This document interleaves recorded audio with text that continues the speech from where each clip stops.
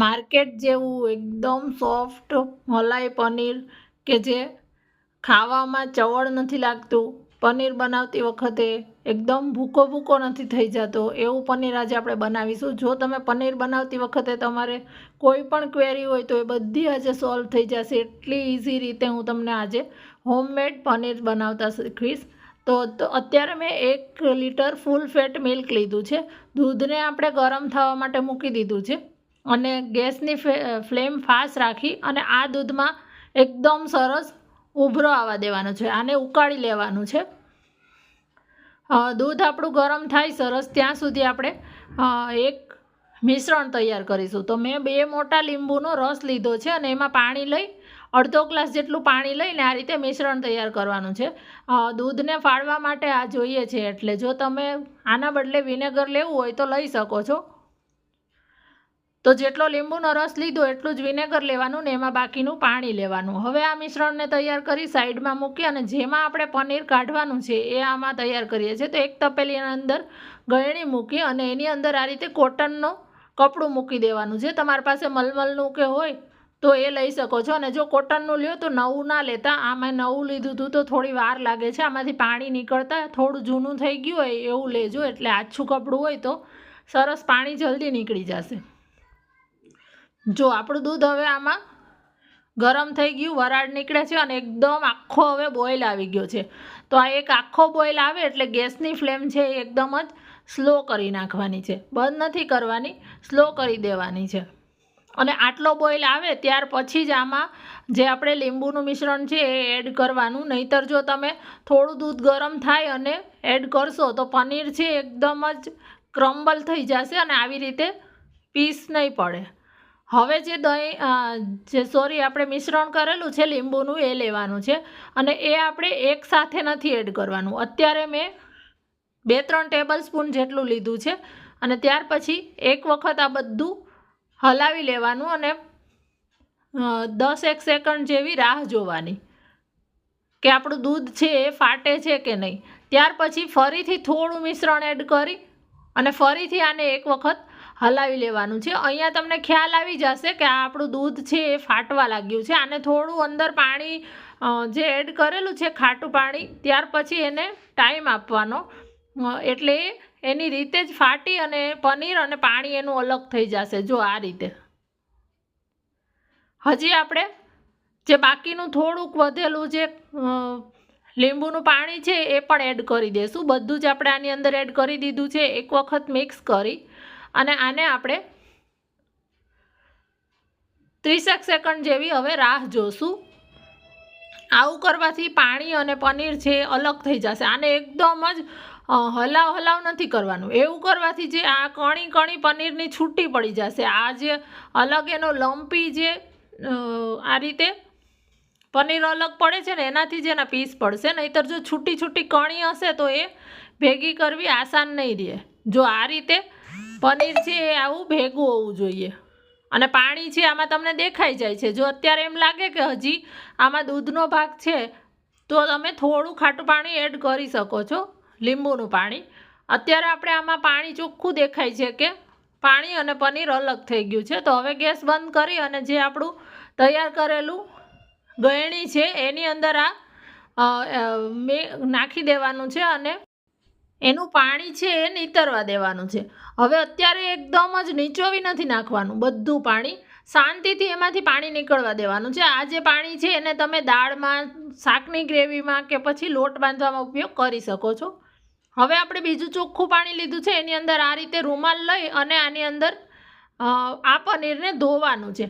જે અંદર ખટાશનો ભાગ હશે એ બધો અત્યારે કાઢી નાખવાનો છે, નહીંતર આ પનીર છે એકદમ ખાટું લાગશે. એટલે આને 2 પાણીથી સરસ ધોઈ નાખવાનું છે આ રીતે. જો અત્યારે એકદમ ગરમ છે એટલે ધ્યાન રાખવાનું. આ રીતે ધોશું એટલે એની બધી જે ખટાશ છે એ નીકળી જશે. હવે ફરીથી આ રીતે ભેગું કરી અને એમાંથી હળવા હાથથી પાણી નીચોવાનું છે. એકદમ પાણી નથી નીચોવી નાખવાનું, હું તમને બતાવું છું. જો હજી આમાં ઘણું પાણીનો ભાગ છે, પણ આને ઉતાવળ કરી અને એકદમ જ પ્રેસ કરીને બધું પાણી નહીં કાઢી નાખવાનું. હજી આમાં પાણીનો ભાગ જો છે એને આપણે બીજી રીતે કાઢીશું કે જેથી આ પનીર છે એ બધું ભેગું રહે. તો અત્યારે એક ડીશની અંદર મેં કાણાવાળી બીજી નાની ડીશ લીધી છે અને એની ઉપર આપણે આ જે તૈયાર કરેલું પનીર છે એ રૂમાલ મૂકી દેશું. અને ત્યાર પછી આપણે એની ઉપર, જો તમે વધારે પ્રમાણમાં બનાવતા હોય તો સ્ક્વેર એનો શેપ આપી દેવાનો. અને આ રીતે ઉપર બીજી ડીશ ઊંધી કરી અને એની ઉપર મેં હાથ મૂક્યો છે ત્યાં વજન મૂકવાનો.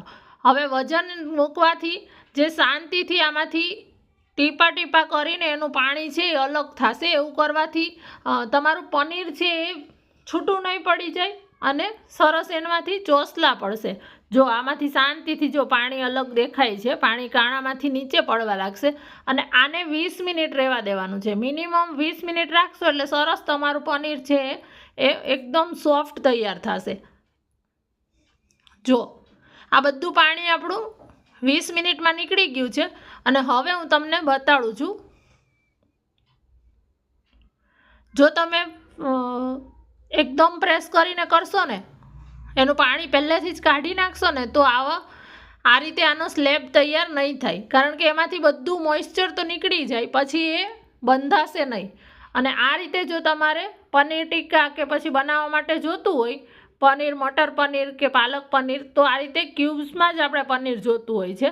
તો એવા ટાઈમે આ ચોસલા પડવા જરૂરી છે. તો જો હું તમને બતાડીશ કે આની અંદર એકદમ મોઇશ્ચરનો ભાગ કાઢી નથી નાખવાનો. અને આને કટ કરશું તો પણ આસાનીથી આ કટ થઈ જશે. અને ઘરનું પનીર છે એ બહારના પનીર કરતાં અનેક ગણું હેલ્ધી છે, ચોખ્ખું છે અને પ્રાઇઝમાં પણ ઘણું સસ્તું પડે છે. જ્યારે પનીર બનાવવું હોય ત્યારે તમે 1 કલાક પહેલાં બનાવી શકો છો. 20 મિનિટની અંદર આ ખાલી 20 જ મિનિટ આને રેસ્ટ આપવાનો. ત્યાં આ રીતે પીસ પડશે. જો હું પ્રેસ કરું છું, તમારી સામે છે, અંદર હજી થોડું એકદમ લાઇટ એવું મોઇશ્ચર છે. જો તમારે પનીર ભુરજી કરવી હોય તો એકદમ જ એને ડાયરેક્ટ ગળણીની અંદર કપડું રાખ્યા વગર જ ગાળી લેવાનું અને ડાયરેક્ટ એડ કરી શકો છો. એક ક્રમ્બલ જ એડ કરી શકો છો. પણ આપણે અત્યારે પીસ પાડેલા છે એટલા માટે એની અંદર, જો હું તમને નજીકથી બતાડું, કોઈ નહીં કહી શકે કે આ પનીર તમે બહારથી લાવેલું છે. તમે આને એમનેમ જ મસાલા પનીર કરીને પણ ખાઈ શકો છો. ડાયટ કરતા હોય તો સલાડમાં યુઝ કરી શકો છો. કોઈ પણ શાક, પુલાવ ગમે તે બનાવી અને ખાઈ શકો છો. જો કેટલું મસ્ત સોફ્ટ એકદમ, અને અંદરથી એકદમ લાઇટ એવો મોઇશ્ચરનો ભાગ છે એટલે ડ્રાય નહીં લાગે ખાતી વખતે.